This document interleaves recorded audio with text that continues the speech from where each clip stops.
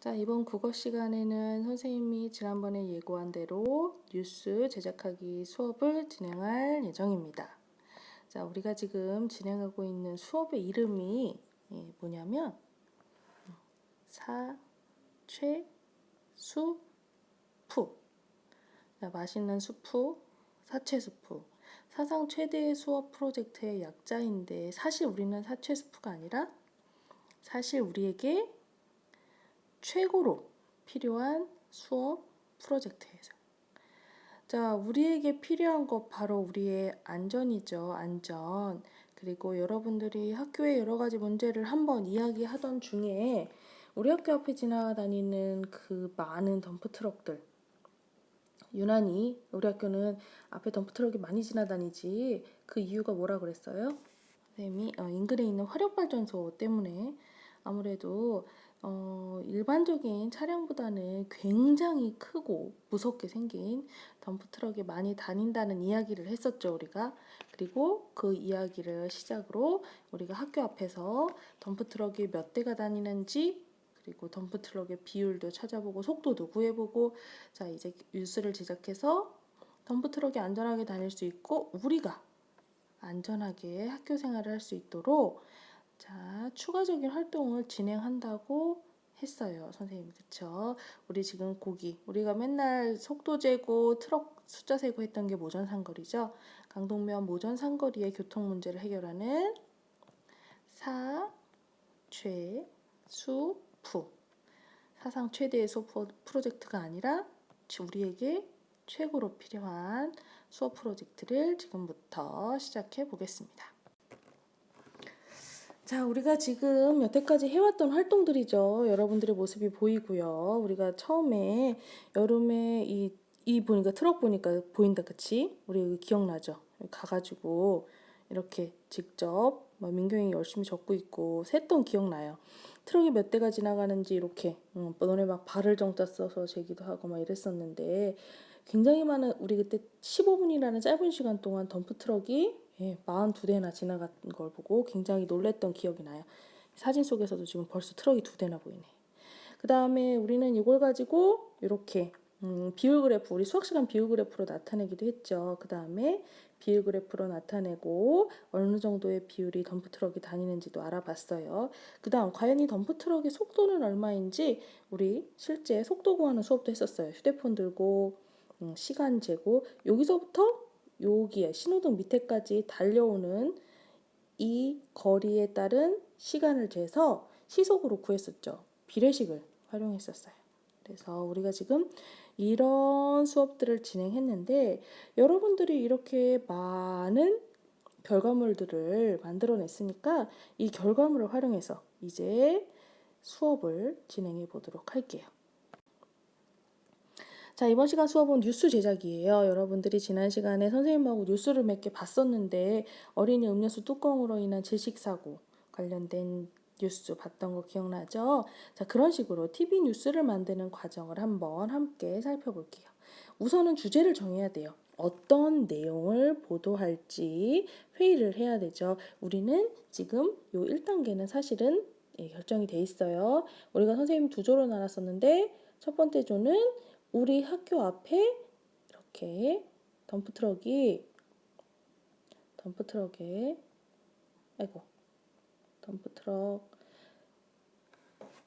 우리 학교 주변에 있는 덤프트럭들이 얼마나 위험하고 우리의 안전을 위협하고 있는지에 대한 주제였고요. 두 번째는 우리가 이러한 여러 가지 교통 문제로부터 안전하게 하기 위한 옐로우 카펫 이야기를 2조가 하기로 했었죠. 조 이름은 선생님이 차마 이 영상에서는 얘기를 못하겠고 자, 하여간 이 2조가 지금 사실은 어떤 내용을 보도할지는 결정이 되어 있는 상황이에요.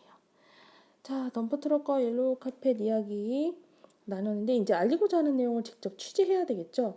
여기서의 취재는 내용을 조사하는 거. 우리가 사실은 요 덤프트럭 조 같은 경우는 이 취재 자료들이 굉장히 많아요. 우리가 덤프트럭 숫자 쟀던 거, 비율 그래프로 구했던 거, 그다음에 속도까지 구해서 어린이 보호구역에서 속도를 지키지 않는 것까지 우리가 사실은 자료를 굉장히 많이 갖고 있는데 옐로우 카펫의 경우는 우리가 지금 자료를 많이 갖고 있지는 않고요. 이것을 사람들에게 알려야 되는 거예요. 그러니까 이 옐로우 카펫에 대한 것은 정보를 여러분들이 직접 인터넷을 검색하든지 뭐 여러 가지 신문을 찾아서 내용을 좀 조사해야 될 것 같아요. 그 다음에 3번 뉴스 기사를 직접 쓸 겁니다. 여러분들도. 그 다음에 이제 영상, 제작 편집, 영상을 찍고 이렇게 인터뷰도 따고 그 다음에 마지막에 보도하는 것까지. 자, 우리는 이 만들어진 뉴스를 어떻게 주변 사람들에게 알리면 좋을지도 한번 생각해 보세요. 여러분들한테 도움이 될까 싶어서 선생님이 지금 얼음물에 빠졌을 때는 이렇게라는 텔레비전 뉴스 기사를 하나 가져왔어요. 지금 텔레비전 뉴스 기사를 보면서 우리 조는 어떻게 뉴스를 쓸지, 어떻게 뉴스를 촬영할지 한번 생각을 해 봅시다. 우선 진행자가 있어야 돼요. 진행자. 이렇게 앵커. 그렇지? 아나운서. 그다음에 이 아나운서가 진행자가 도입으로 어떤 내용을 소개할지에 대한 것을 간략하게 알려줘야죠. 해마다 겨울철이면 얼음 위를 걷거나 얼음 위에서 여가 활동을 하다 물에 빠지는 사고가 끊이지 않고 있습니다. 이런 사고를 당했거나 목격했을 때 어떤 행동이 도움이 될까요? 땡땡땡 기자가 취재했습니다.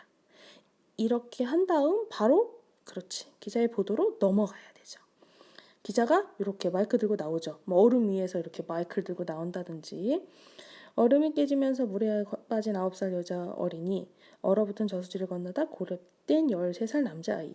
이 같은 사고는 해마다 10여 건씩 끊이지 않고 있습니다. 자, 쭉쭉쭉 지금 보도 내용을 소방특수구조대가 하는 모습도 촬영했고요.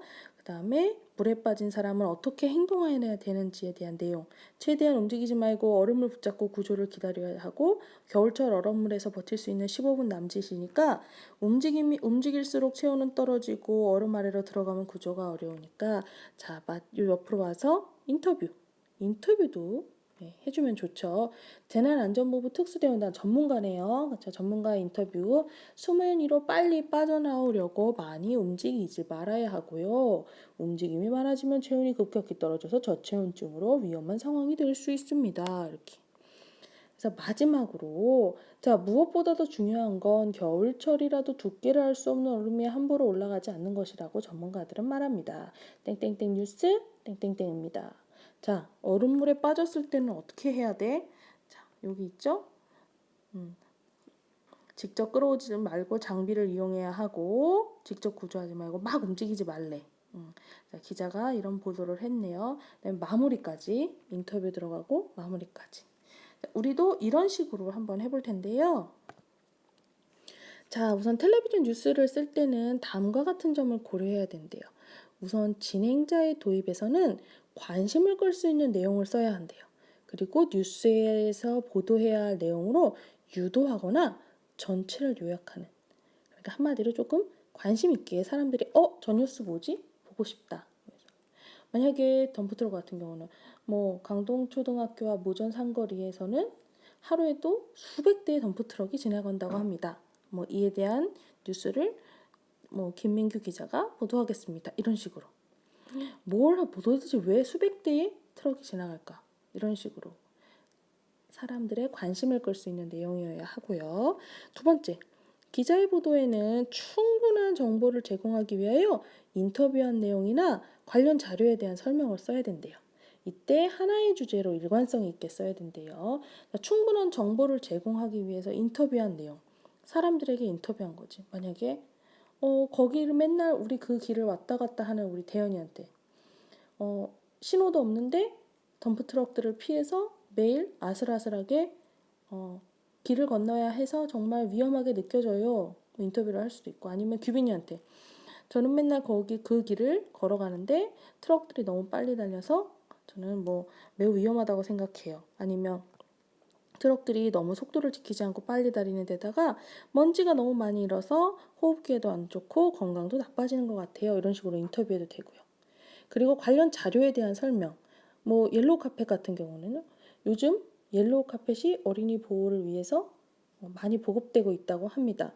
옐로우 카펫이란 횡단보도에 노란 색깔로 칠해서 횡단보도에 서 있는 아이들이 잘 보이게 하는 것입니다. 이런 식으로 그 소개를 해줄 수도 있고요.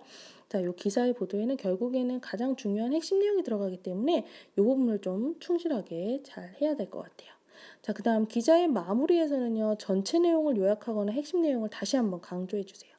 요약하고 다시 한번 강조하고 뭐 어린이를 보호하기 위한 옐로우 카펫이 우리 강동초등학교에도 도입이 되었으면 좋겠습니다.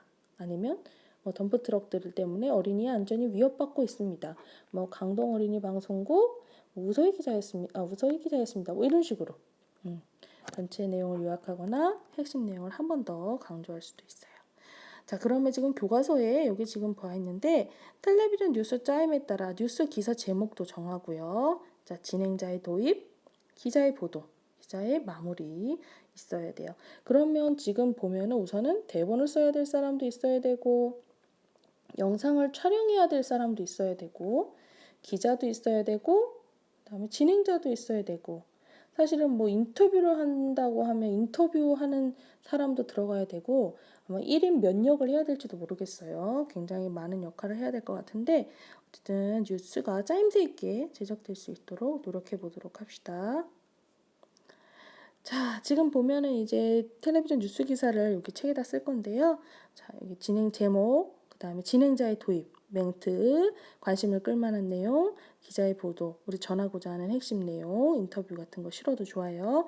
다음 기자가 다시 한번 강조하면서 마무리. 여기 밑에 토끼 보면요. 텔레비전 뉴스 기사는 간결하고 객관적으로 써야 된대요.